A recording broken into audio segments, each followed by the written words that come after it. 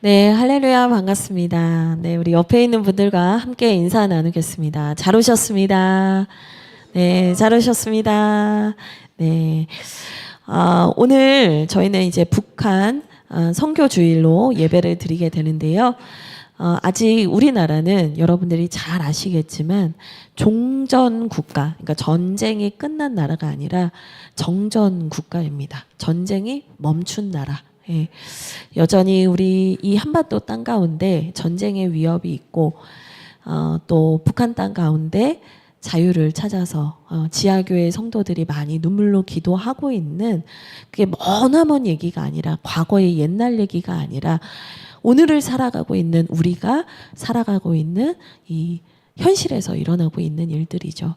지금 이 시대를 살아가고 있는 우리가 북한 선교주의를 맞아서 이 땅 가운데 평화가 임하기를, 또 북한 땅 가운데 하나님의 치유와 회복이 임하기를 기도하기를 바랍니다. 한 주 동안 우리가 뜨겁게 두 손을 뻗어서 함께 기도했으면 좋겠습니다. 네, 오늘 우리 하나님께서 주시는 말씀 먼저 읽고 함께 오늘 본문 말씀 좀 나누려고 하는데요. 오늘 하나님께서 우리에게 허락하신 말씀은 에스겔서 37장 7절에서 10절까지의 말씀입니다. 저와 여러분이 교독하고 마지막 절은 함께 읽도록 하겠습니다.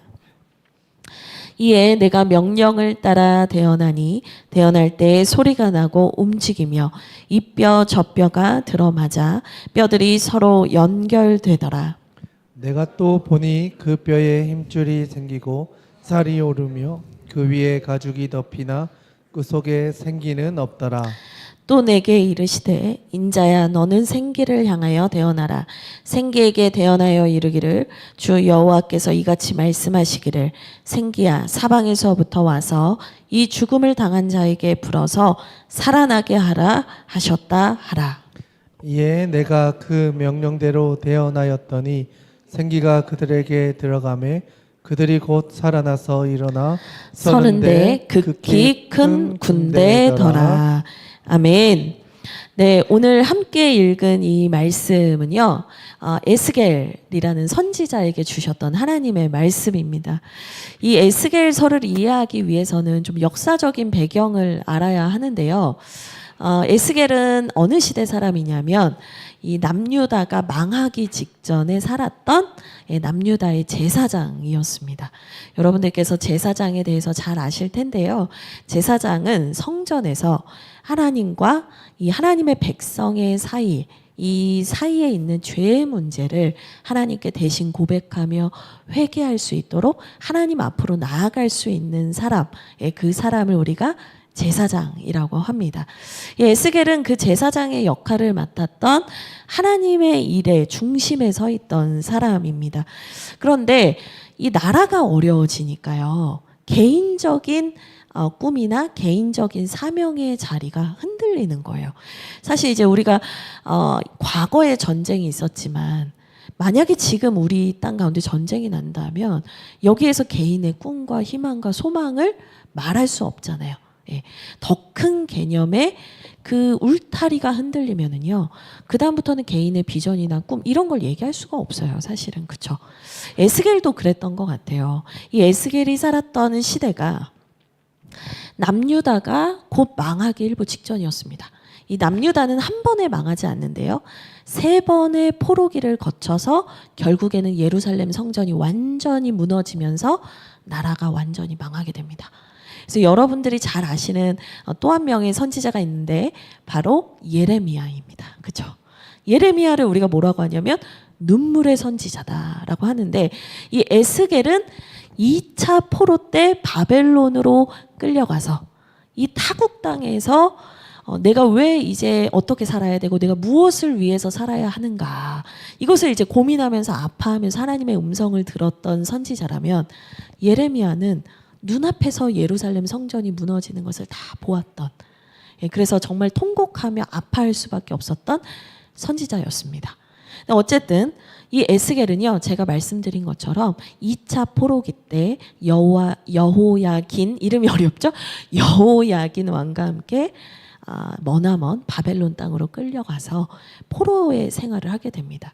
내가 예전에는 제사장이었는데 내가 예전에는 꿈이 있었는데, 내가 예전에는 하나님과 가까운 사람이었는데 이제 포로가 돼서 그 땅으로 가니까요.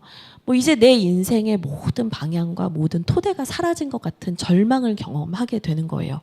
근데 여러분 중요한 게 뭐냐면 이 에스겔의 나이가 중요하거든요. 이 에스겔이 포로로 잡혀갔던 나이가 몇 살이냐면 25살이에요. 너무 젊죠. 우리 청년들 나이예요. 그 나이 때 나라가 어려워지고 망하게 되고 포로로 끌려가게 됩니다. 특별히 이 에스겔서나 예레미야서를 좀 찬찬히 보다 보면 당시에는요, 포로로 끌려간 사람을 하나님께 버림받은 사람이라고 생각했거든요. 그러니까 하나님께서 버리셨기 때문에 그들이 포로로 끌려갔다, 이렇게 생각을 했던 거예요. 근데 실제로 하나님의 계획은 뭐였냐면 예루살렘 땅에 있는 모든 것들은 전쟁을 통해서 다 사라지지만 하나님에게는 다시 어게인 프로젝트가 있었거든요. 그 어게인 프로젝트를 위해서 하나님께서 뭘 하시냐면 죄송합니다. 포로로 끌려간 그 바벨론 땅에 남겨놨던 그 포로들 있죠. 이 포로들을 통해서, 이 남은 자를 통해서 하나님께서 새 일을 행하시기 시작해요. 그래서 여러분들이 아실 만한 분들이 다니엘, 그리고 에스겔, 그리고 또 누가 있냐면 에스더, 뭐 이런 사람들이 다 그런 사람들입니다. 그래서 하나님께서 그들을 통해서 다시 하나님을 향한 신앙과 믿음을 회복하시고 그들을 다시 예루살렘 땅으로 보내셔서 이 땅을, 하나님의 백성된 나라를 이제 세우시는 계획을 쭉 세우고 계셨죠. 근데 여러분 한 가지 질문하겠습니다. 에스겔이 그 하나님의 그 원대하고 그 큰 대계를 에스겔이 온전히 알았을까요?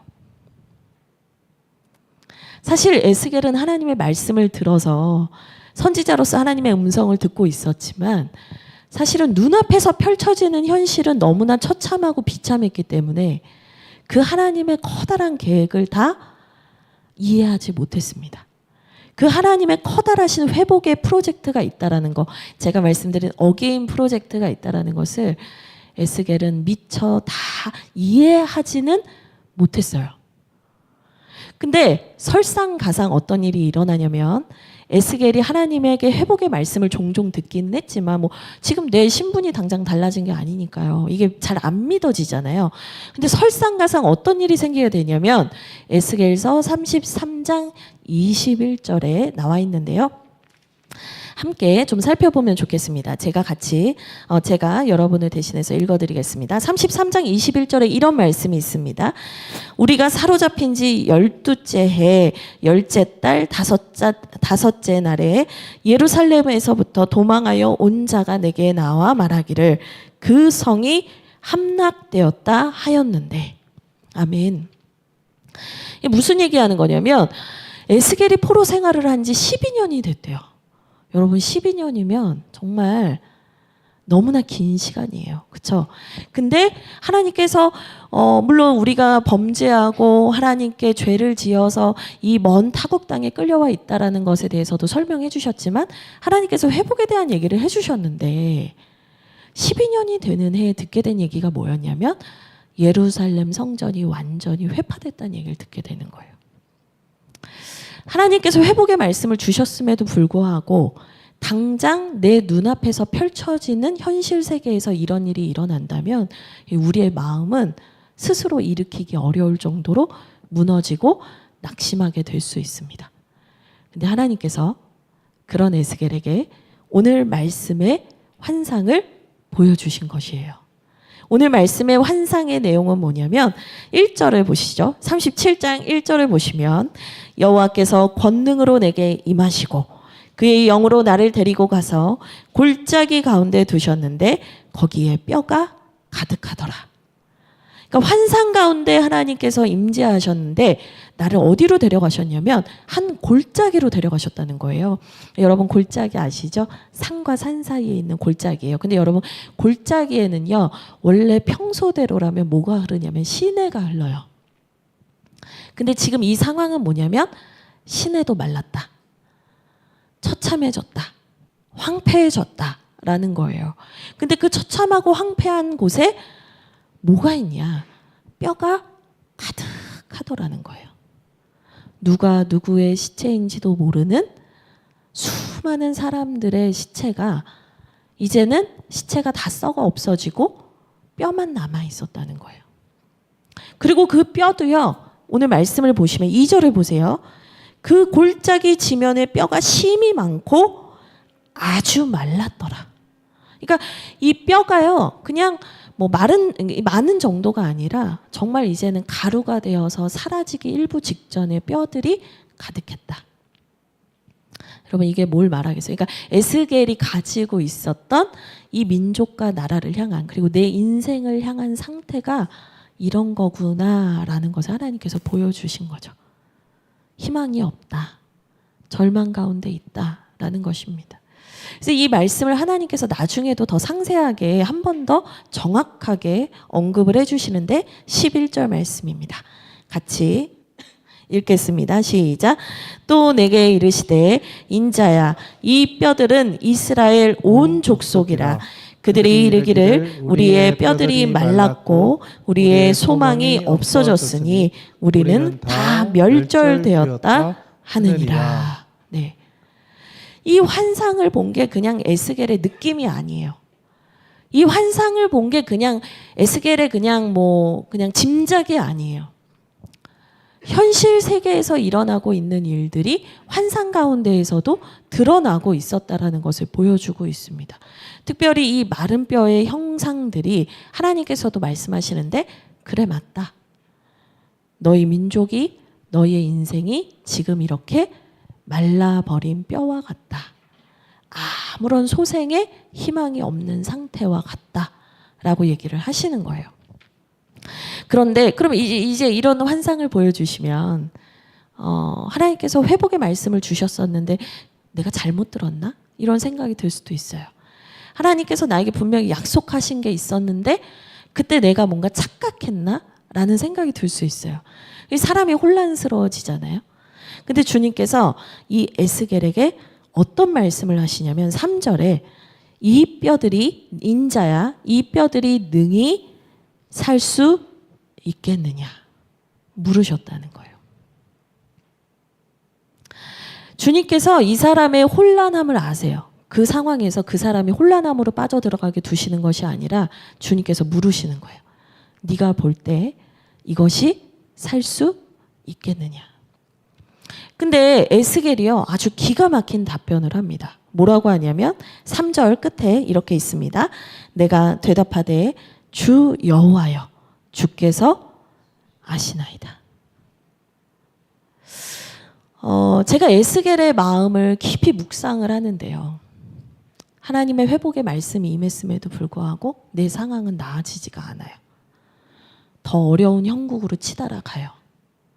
내 눈앞에서 펼쳐지는 것들도 뭐 딱히 회복의 기미가 보이지 않아요. 혼란스러울 수 있어요. 하나님의 음성을 내가 잘못 들은 것인가? 마음이 답답할 수 있어요. 근데 그러한 상황 속에서도 하나님께서 다시 그에게 물으셨을 때 이 뼈가 능히 살 수 있겠느냐? 그 질문을 하셨을 때 에스겔이 뭐라고 하냐면요. 주님께서 아십니다. 여러분 저는 여기에서 에스겔의 큰 믿음의 모습을 보았습니다. 여러분 에스겔은요. 자신이 보고 느끼고 만질 수 있는 현실 세계 안에서 그가 취할 수 있는 모든 증거로는 믿을 수 없는 상황에 있었는데요. 뭐라고 하냐면 주님은 아십니다라고 얘기하는 거예요. 절대 살 수 없어요, 주님. 이건 말이 안 됩니다. 왜 주님 저에게 더 어려운 상황을 주시는 것입니까? 주님 약속하셨는데 지금 약속을 왜 지키시지 않는 겁니까? 그렇게 말하지 않고요.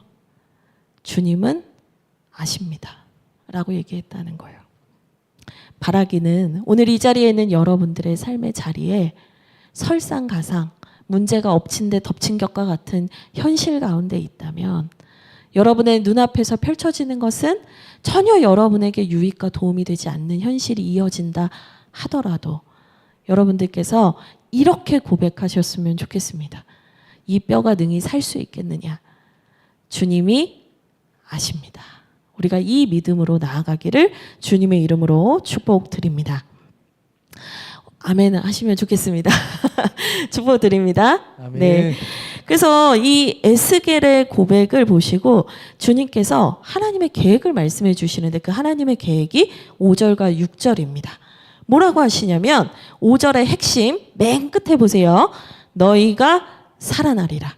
6절 맨 끝에 보세요. 중간 보세요. 너희가 살아나리라.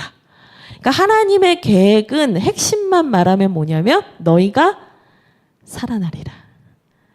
상태가 상관없어. 현실 상관없어. 문제 괜찮아. 내 계획은 뭐냐면 너희가 살아나리라. 주님께서는 너무나 분명하고 담백하게 얘기를 하셨다는 거예요. 너희가 살아날 것이다. 그러면서 그 살아나는 과정에 대해서 이 에스겔에게 대언을 하게 하시거든요. 여러분 대언이 뭐냐면 대신하여 말한다는 거예요. 근데 여러분 신기하지 않습니까? 이 회복의 역사의 주체가 되시는 분이 하나님이시면 하나님께서 말씀하시고 하나님께서 선포하시면 되는 일이에요.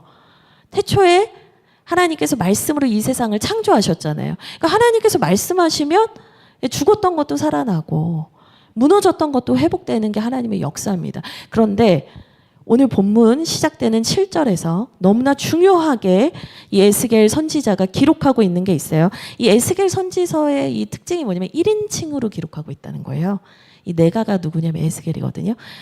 7절 초반에 뭐라고 되어 있냐면 이에 내가 명령을 따라 대언하니.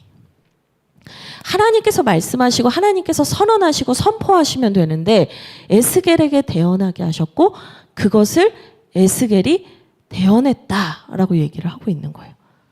여러분 하나님께서 왜 대언하게 하셨을까요? 왜 에스겔에게 그것을 대신 말하게 하셨을까요? 저는요 이 말씀을 보면서 무슨 생각이 들었냐면 하나님께서는 하나님의 일을 하실 때 분명히 하나님의 사람과 함께 하신다는 거예요. 이 나라에 문제가 있고 이 교회에 문제가 있고 우리 가정에 문제가 있고 내 직장에 문제가 있고 내 개인의 답답한 어떤 문제가 있을지라도 우리가 해결할 수 없는 현실에 어떤 문제가 있을지라도 하나님은 말씀으로 그것을 회복하시는 분인데 하나님께서 그 말씀을 하실 때요 누구랑 일하기를 원하시냐면 주님은 아십니다라고 고백하는 사람을 통해서 일하기 원하신다는 거예요. 여러분 이 대언한다는 것이 얼마나 중요한지 몰라요. 이것을 다른 말로 하면 뭐냐? 믿음의 선포입니다. 하나님은요 태초에 말씀으로 창조하셨기 때문에요 우리에게도 동일한 그 말씀의 권세를 주기 원하세요. 그래서 우리가 그 하나님과 함께 동역하며 하나님의 말씀을 함께 선포할 때요 우리 인생 가운데 새로운 일들을 이뤄 가신다는 거예요. 여러분, 여러분의 입술에서 나가는 말이 얼마나 중요한지 아셔야 돼요. 여러분이 왜 자꾸 무너지고 넘어지냐면요. 내 입술의 말에 하나님의 말씀을 넣지 않기 때문이에요. 이 에스겔서에 보면 3장에 되게 재미있는 표현이 나와요. 무슨 이제 표현이 나오냐면 야, 하나님의 말씀을 내가 먹는다라는 표현이 나와요. 여러분 에스겔이요. 지금 33장쯤 왔을 때는 예루살렘 무너지고 난리 났잖아요. 근데 그 어려움 속에서도 낙심하지 않고 이게 되겠습니까 주님? 제가 아까 아침에 최병환 목사님 이게 되겠나 하실 때 제가 경상도 말입니까? 막 했는데 이게 되겠나? 그래서 저게 경상도 말인가 했어요. 근데 진짜 에스겔도 그러지 않았겠어요? 근데 에스겔이 주님은 아십니다라고 말할 수 있었던 거 저는요 3장에서부터 나오는 그가 하나님의 말씀을 먹었기 때문이라는 거예요. 여러분 문제가 어려워지고 힘들어져도요 말씀을 먹는 사람은요 고백이 달라요. 그의 믿음이 온전해서가 아니에요. 완전해서가 아니에요. 완벽해서가 아니에요. 실수가 없어서가 아니에요. 그에게 하나님께서 말씀을 심어 놓으셨기 때문에 그의 입술에서 다른 말이 나온다는 거예요. 여러분 기억하셔야 되는 게 뭐냐면 말에 권세가 있다는 거예요. 주님께서 이 에스겔에게 그 하나님의 뜻을 대언하게 하십니다. 그 입술의 권세를 네가 경험하라는 거예요. 아니 뭐 나 같은 한 사람이 뭐 대언한다고 뭐 달라지겠나 우리는 그 생각을 하게 됩니다. 근데 여러분 하나님께서는요 사람의 수가 중요한 게 아니에요. 하나님의 계획하심을 믿고 뱉는 사람, 고백하는 사람, 그 사람이 말하는 대로 하나님께서는 역사하시는 분이라는 것을 여러분 기억하셔야 됩니다. 특별히 이 대언하게 하는 내용들이 있는데요. 7절, 8절입니다. 우리 같이 7절 죄송합니다. 우리 7절 8절 같이 읽겠습니다. 시작. 이에 내가 명령을 따라 대언하니 대언할 때 소리가 나고 움직이며 이 뼈 저 뼈가 들어맞아 뼈들이 서로 연결되더라. 내가 또 보니 그 뼈에 힘줄이 생기고 살이 오르며 그 위에 가죽이 덮이나 그 속에 생기는 없더라. 아멘. 하나님께서 대언을 하게 하셨어요. 근데 그가 대언을 하기 시작하니까 하나님께서 말씀하신 대로 대언을 하기 시작하니까 무슨 일이 일어나냐면 소리가 나기 시작했대요. 그리고 그 다음에 뭐라고 돼 있죠? 뭔가가 움직이기 시작했대요. 여러분 이거를 이제 상상을 하시면서 감각적으로 여러분 한번 거룩한 상상을 해보세요. 삐끗삐끗삐끗 하는 소리가 스물스물 들리더니 작은 움직임이 시작이 되는 거예요. 그러더니 말라가고 부스러지기 일부 직전이었던 이 뼈와 저 뼈가 들어맞아서 뼈들이 서로 연결되기 시작하더라는 거예요. 그리고 그 뼈에 힘줄이 생기고요. 살이 오르게 되고요. 그 위에 가죽이 덮이면서 온전한 형체로 회복되는 것을 보여주셨다. 여러분, 우리가 하나님의 말씀을 따라서 대언할 때 일어나는 첫 번째 일이 뭐냐면요. 내 현실 세계에서 보이는 증거들이 나타나기 시작한다는 거예요. 저는 이걸 뭐라고 표현하고 싶냐면 네, 형태의 회복이 일어난다는 거예요. 여러분 이 형태 회복이 그냥 뭐 이렇게 시체 같은 뼈가 사람의 몸으로 회복됐다 이렇게만 생각하실 필요가 없는 거예요.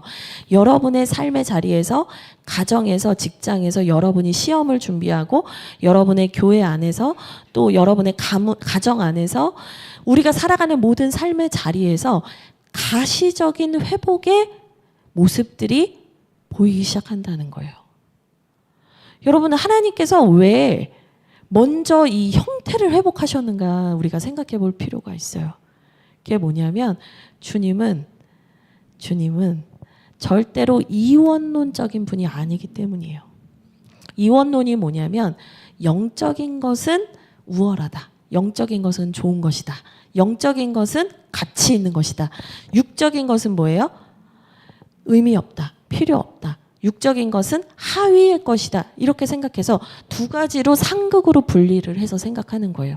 그래서 그리스 철학자들은요. 영적인 것은 귀한 것, 좋은 것이라고 생각했어요. 육적인 것은 뭐 사라지면 그만인 것을 이렇게 생각했어요. 근데 기독교적 가치 안에 영적인 것을 중시하는 부분들이 있긴 하지만 여러분 분명히 기억하셔야 되는 게 뭐냐면 우리 주님께서 십자가에서 죽으시고 뭐 하셨어요? 부활하셨어요. 우리 예수님께서요 부활하셨거든요. 그리고 우리가 사도신경에서 고백하지만 우리는 부활의 몸을 얻을 것에 대해서 믿는 사람들이잖아요. 하나님은 이건 나쁘고 이건 좋다라고 하시지 않아요. 하나님의 회복은 어떠냐? 온전하다 이 말이에요. 하나님이 내 마음에 기쁨을 주시니까 나는 그것으로 만족합니다. 물론 그것도 은혜죠. 근데 여러분 하나님의 회복은 반드시 보여지는 곳에서도 나타납니다. 하나님께서 오늘 그걸 가르쳐 주시는 거예요. 모든 게 산산이 부서진 것 같은 그 에스겔에게 그냥 들려주셔도 되잖아요. 하나님의 음성 들려주시면 되는 거 아닙니까? 근데 어떻게 하셨어요? 보여주셨어요. 분명한 실체가 바뀌어질 것이다 라는 것을 하나님께서 가르쳐 주셨다는 거예요. 자, 그러면 이 형태의 회복만 있으면 다냐? 아니에요. 8절 끝에 보세요. 뭐라고 하냐면 형태가 회복이 됐는데 보여지는 것이 회복이 됐는데 그 속에 생기는 없다. 그러니까 이제 그 뼈대와 보여지는 것은 회복이 됐지만 그 회복이 완전하게 완성된 것은 아니다라고 얘기를 해주시는 거예요. 그러면 주님의 회복은 어떻게 이어지는지 한번 보겠습니다. 9절, 우리 10절 같이 한번 읽도록 하겠습니다. 같이 읽겠습니다. 시작. 또 내게 이르시되 인자야 너는 생기를 향하여 대언하라. 생기에게 대언하여 이르기를 주 여호와께서 이같이 말씀하시기를 생기야 사방에서부터 와서 이 죽음을 당한 자에게 불어서 살아나게 하라 하셨다 하라. 이에 내가 그 명령대로 대언하였더니 생기가 그들에게 들어가매 그들이 곧 살아나서 일어나 서는데 극히 큰 군대더라. 아멘. 이제 주님께서 이 형태 보여지는 것을 회복하게 하신 다음에 또 뭐라고 하시냐면 9절 또 내게 이르시되 또 에스겔에게 이르시되 인자야 너는 생기를 향하여 대언하라. 여러분 잠깐 보세요. 지금 에스겔이 누구한테 대언하는 거예요? 마른 뼈예요? 뭐예요? 여러분 잘 보셔야 돼요. 이제 우리가 이걸 어떻게 착각하냐면 마른 뼈를 향해서 대언하면서 생기야 들어가라 이렇게 선포했다고 생각을 해요. 근데 성경을 잘 보세요. 여러분 성경 다시 한번 보세요. 9절 또 내게 이르시되 인자야 너는 누구를 향하여? 생기를 향하여. 생기를 향하여. 여러분 그 마른 뼈에게 선포한 게 아니에요. 그 마른 뼈에게 선포해서 이룬 건 뭐냐면 형태의 회복이에요. 근데 지금 누구한테 대언하라 하냐면 생기를 향하여. 이 생기라는 단어가 아주 많이 나와요. 5절에도 나옵니다. 보세요. 내가 생기를 너희에게 들어가게 하리니. 6절 보세요. 너희 속에 생기를 넣으리니 너희가 살아나리라. 9절 생기를 향하여 대언하라. 그 다음에 9절에 또 나와요. 9절에는 무려 3번이나 나와요. 생기에게 대언하여 이르기를 이같이 말씀하시기를 생기야 사방에서부터 와서 이 죽음을 당한 자에게 불어라. 10절에 그대로 대언하였더니 생기가 그들에게 들어가매. 뒤에도 나와요 생기가. 근데 어떻게 나오냐면 14절 한번 보시겠어요? 37장 14절에는 생기라는 표현이 한국말 한글 성경에는 뭐라고 되어 있냐면 내가 또 내 영을. 이게 히브리어로 보면 다 루아흐예요. 그러니까 하나님의 영, 성령을 말하는 거예요. 여러분 그게 무슨 얘기냐면 하나님의 영이신 성령을 향하여서 대언했다 이 말이에요. 좀 이상하지 않아요? 왜냐면 하나님이 나보다 높으신 분 같은데 내가 하나님께 대언하여서 선포하는 게 가능한가? 이제 우리가 이 생각이 든단 말이죠. 근데 이 명령하라고 말씀하신 분이 누구냐면 하나님이시다. 그러니까 이거 다르게 말하면 뭐냐면 성령이여 역사하옵소서. 성령이여 임재하옵소서. 성령이여 지금 이 가운데 와주시옵소서. 여러분 우리 기도할 때 이 기도 되게 많이 하잖아요. 우리가 뭔데 하나님께 명령해요. 우리가 뭔데 하나님께 오십시오 마십시오 할 수 있어요. 근데 하나님께서 우리를 살리시기 위해서 하나님께 선포하라고 하나님께 요청하라고 말씀하셨다는 거예요. 가시적인 회복만 아니라 이것이 움직이게 하옵소서. 이것이 살아나게 하옵소서. 이것이 호흡하게 하옵소서. 이 루하흐가 뭐냐면 주님이 창조하실 때 진흙으로 사람을 빚고 생명을 불어넣었다 하잖아요. 그거예요. 주님 우리를 다시 살아나게 하옵소서. 지금 회복의 과정이 어떻게 일어나고 있어요? 보여지는 것이 먼저 이루어지고 두 번째 뭐가 있습니까? 영적인 회복을 주신다 이 말이에요. 여러분 영적인 회복은요. 내 마음의 회복은요. 내 깊은 영혼의 회복은요. 절대로 나 혼자서는 되지 않아요. 이 영적인 회복은요, 성령께서 임재하셔서 통치하실 때 일어나는 일이에요. 근데 그것을 에스겔 선지자를 통해서 하나님께서 말씀해 주셨다는 거예요. 네가 그 성령을 구하라는 거예요. 네가 그 성령을 바라라는 거예요.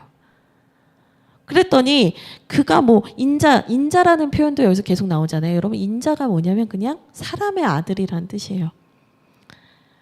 하나님과 계속 대비되는 거예요.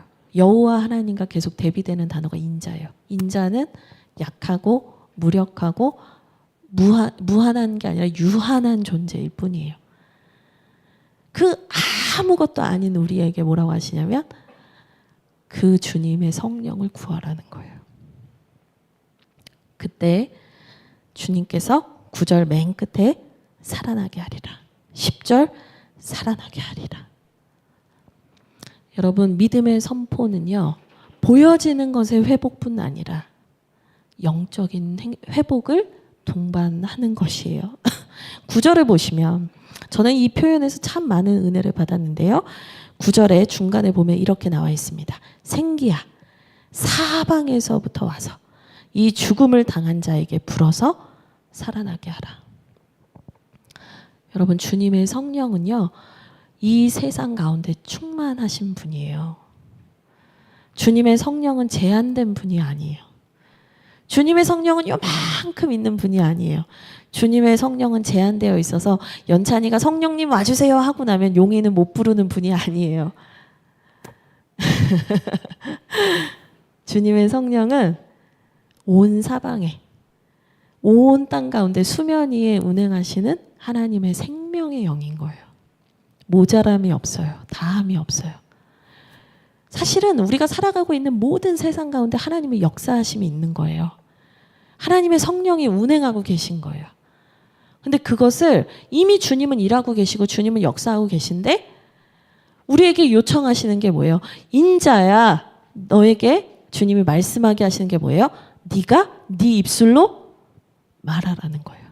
네가 네 입술로 그것을 대언하라는 거예요. 주님께서 이 에스겔에게만 이 말씀을 주셨다면 이거 기록할 이유가 없는 거예요. 근데 주님이 이 에스겔서의 이 말씀을 기록하시고 오늘 우리에게 들려주시는 이유는 뭐냐면 우리에게 입을 열어 말하라는 거예요. 여러분, 하나님께서 계속해서 여러분에게 말씀하시는 게 뭐냐면 안 되면 어떡하지? 아니면 어떡하지?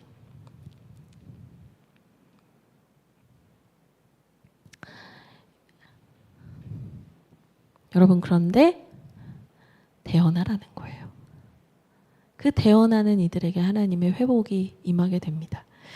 그리고 이 회복이 여기서 이제 오늘 말씀 10절까지잖아요. 근데 이제 10절로 딱 끝난 것 같죠? 근데 또 하나의 회복이 있거든요. 세 번째. 사명이 회복된다라는 거예요. 여러분, 10절 맨 끝에 보시면 이 생기가 들어가서 살아난 이 마른 뼈들을 향해서 뭐라고 표현을 하냐면 그들이 극히 큰 군대더라 얘기를 합니다. 여러분, 우리는 되게 개인의 회복에 치중하게 될 때가 많아요. 내 문제가 그냥 가시적으로 회복되면 그 정도 수준에서 만족하고 그냥 하나님과의 관계를 또 손을 뗐다가 또 내가 좀 다시 어려워지면 다시 하나님을 찾고는 하거든요. 근데 여러분, 가시적인 것이 회복이 되고 성령께서 임재하셔서 통치하시고 성령의 영적인 회복이 일어난 후에 주님께서는 반드시 어떤 말씀을 주시냐면 너희가 여호와의 군대가 되었다라고 선언을 하세요. 근데 이 군대가 됐다라는 선언은요, 사실은 에스겔이 한 것 같지만 성경을 보면 하나님께서 이 이스라엘 백성을 향해서 가장 먼저 군대라고 칭하셨던 순간이 있어요. 그게 어디냐? 출애굽기 12장 41절. 출애굽 생활을 하던 이스라엘이 6월절 밤을 지내고 출애굽을 해서 나오게 되는 정말 그 감격스러운 순간에 하나님께서 뭐라고 했냐면 여호와의 밤이고 이들이 여호와의 군대더라. 그 용어가 출애굽기에서 처음 나와요. 근데 여호와의 군대로서 하나님께서 유월절 어린 양의 피를 통과해서 구원해 주셨는데 이들이 여호와의 군대로서 살지 못했던 거예요. 가나안 땅에 들어가서 바알을 숭배하고 아세라를 숭배하면서 돈과 탐심을 따라 살았던 거예요. 하나님과의 관계를 멀리하고 하나님도 섬기고 돈도 섬기면서 살았던 거예요. 우리 엘리야서 말씀 얼마 전에 들었죠. 머뭇머뭇하면서 여기 갔다 저기 갔다 하면서 살다가 하나님의 경고하심을 들었음에도 하나님의 경고하심을 받은 선지자들이 계속해서 찾아와서 이렇게 살면 안 됩니다라고 말하는데 이들이 계속 모른 척했던 거예요. 그러다가 어떻게 된 거예요? 이스라엘이 반으로 쪼개져요.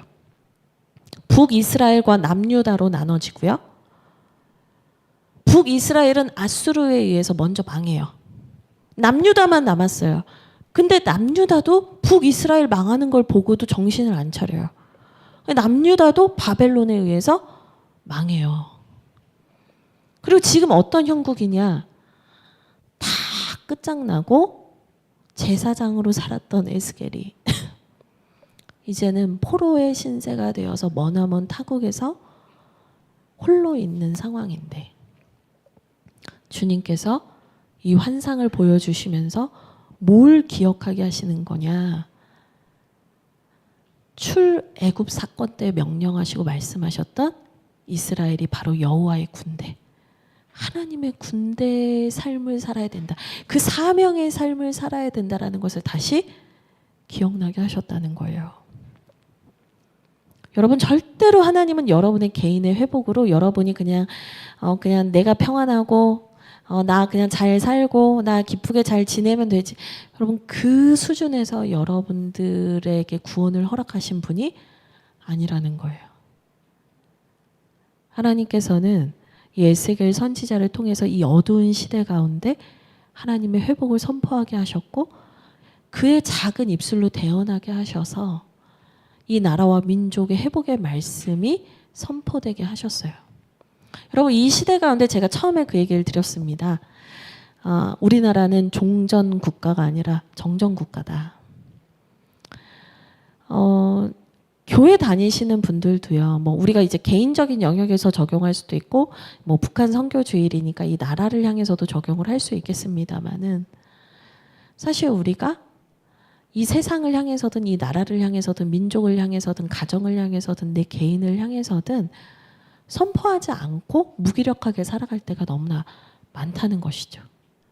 근데 여러분 하나님께서 오늘 여러분에게 들려주시는 메시지는 하나입니다. 아주 단순합니다. 너희의 입술을 통해서 하나님의 계획이 선포되어지길 원한다는 것입니다. 이제 설교를 마치려고 하는데요. 하나 제가 여러분께 이야기를 하나 들려드리고 설교를 마치려고 합니다. 제가 오늘 이제 뭐 한국전쟁, 6.25 뭐 이거 관련된 이제 설교를 쭉 하다가 사실 인류 역사상 가장 처참했고 끔찍했던 전쟁이라고 한다면 세계대전일 거예요. 세계 1, 2차 대전일 텐데 그때 유럽 사람들은요. 하나님은 살아계시는가? 하나님이 왜 악을 허용하시는가? 그러니까 엄청난 그 하나님이 계시긴 한 것인가라는 그 정말 모든 기독교 2000년 역사가 흔들리는 충격을 받거든요. 어떻게 인간이 이렇게 악할 수 있나? 근데요, 그 끔찍하고 어려웠던 그 암흑과 같은 시대 때, 지성인들이 모여서, 옥스퍼드에 있었던 지성인들이 모여서 같이 책을 읽고, 같이 글을 써서 그 글을 나누고, 이제 마음을 나눴던 독서 모임이 있어요. 그 독서 모임의 이름이 뭐냐면, 잉클링스라는 모임이에요. 아니 조금 몇 사람 모여가지고 그 사람들이 뭐 같이 글 쓴 거 읽고 뭐 그런다고 뭐가 달라지겠어요. 근데 여러분 그 사람들이 기독교 정신으로 살아가는 사람들이었거든요. 누구냐? J.I. 톨킨이라는 분이랑 C.S. 루이스라는 분이에요. 여러분들이 더 잘 아실 수 있는 게 뭐냐면 톨킨은 반지의 제왕이라는 소설을 쓰신 분이고요. C.S. 루이스는 나니아 연대기라는 소설을 쓰신 분인데 두 분의 작품 다 지금까지 1억 부가 넘게 팔렸고 영화로도 만들어졌는데요. 이 잉클링스 모임에 대한 이제 뭐 책들도 있어요. 근데 이분들이 뭐 했냐? 그 어둡고 암울하던 시대 속에서요. 모여서 기독교의 믿음이 있잖아요. 신앙이 있잖아요. 본인들이 그것을 향하여서 글을 쓰고 낭독을 하는 게 전부였어요. 근데 거기에서 읽고 나누고 낭독하던 글들을 모아서 책을 낸 게 뭐냐? 반지의 제왕과 나니아 연대기예요. 근데 반지의 제왕과 나니아 연대기를 왜 썼는 줄 아시냐? 왜 썼냐면요. 세계대전 속에서 소망과 꿈을 잃고 하나님 나라가 정말 있는 것인가 의심하는 그 어린 아이들에게, 다음 세대에게 하나님의 분명한 심판이 있고 회복이 있고 하나님의 나라는 영원하고 하나님의 구원은 분명히 있다는 것을 말해주기 위해서 글을 쓰기 시작한 거예요. 그 사람들이 뭐 모여가지고 뭐 335 모여서 그 얘기하고 글 낭독회 할 때 뭐 대단한 생각을 했겠습니까? 근데요, 이 사람들이 그렇게 써내려간 글들이 모여서 책이 되고 그 책이 전쟁의 공포와 아픔 속에서 신음하는 수많은 사람들에게 읽혀지고 하나님 나라에 대한 소망을 품게 했다라는 거예요. 저는요, 우리가 이 에스겔서 말씀을 볼 때는 되게 비장하게 느껴지고 보여지지만 지금 아무것도 할 수 없는 무기력한 내 삶의 자리가 있을지라도 그 하나님을 기대하고 소망하면서 모여서 대언하는 것. 여러분, 이 대언하는 게 뭐 예수 그리스도 이름으로 명하노니 일어나 걸어라 막 이렇게 막 하셔야 된다고 생각하실 필요는 없어요. 물론 그런 예수의 이름의 선포도 중요하지만 중요한 건 뭐예요? 그냥 하나님의 살아계심에 대해서 두세 사람이 모여서 그것에 대해서 얘기하고 그것에 대해서 글을 적고 그것에 대해서 나누는 것만으로도 하나님께서는 그 대언하는 그 사람의 믿음을 보시고 많은 사람에게 회복과 하나님의 구원을 보이는 통로로 쓰신다는 거예요. 이 사람들은 뭐 우리가 이런 대단한 작품을 써야지라고 모인 게 아닙니다. 우리가 세계대전 속에서 어려워하고 있는 아이들을 살려야지라고 생각을 하면서 이 글을 썼던 게 아니라는 거예요. 하나님은 여러분의 작은 한마디, 작은 글, 작은 격려의 말, 소그룹으로 함께 모여서 나누는 신앙의 격려들, 우리의 소모임, 이런 것마저도 통하여서 우리에게 회복의 일들을 해나가실 것입니다. 이제 같이 이제 기도하기를 원하는데요. 먼저는 여러분, 에스겔이 겪었던 시대적인 어려움이 있습니다. 우리도 시대적인 어려움이 있고 또 에스겔이 개인적으로 겪었을 그 청년의 때에 꺾여졌을 그 아픔과 상처도 있습니다. 우리에게도 그런 아픔과 어려움이 있을 것입니다. 그러나 주님께서는 그런 우리를 그대로 내버려 두는 것을 하나님 원하시지 않아요. 우리를 그냥 두지 않기를 원하십니다. 주님 우리를 회복하기 원하십니다. 근데 주님께서 우리에게 대언하라고 말씀하십니다. 너의 입술을 열어서 말하라고 말씀하십니다. 이 시간 우리 함께 기도하며 여러분이 회복되기를 원하는 그 영역을 향하여서 그 하나님의 회복, 보여지는 것의 회복, 또 영적인 회복, 사명의 회복이 임하기를 우리 함께 기도하면 좋겠습니다. 기도하겠습니다. 하나님 고맙습니다. 오늘 말씀을 통해서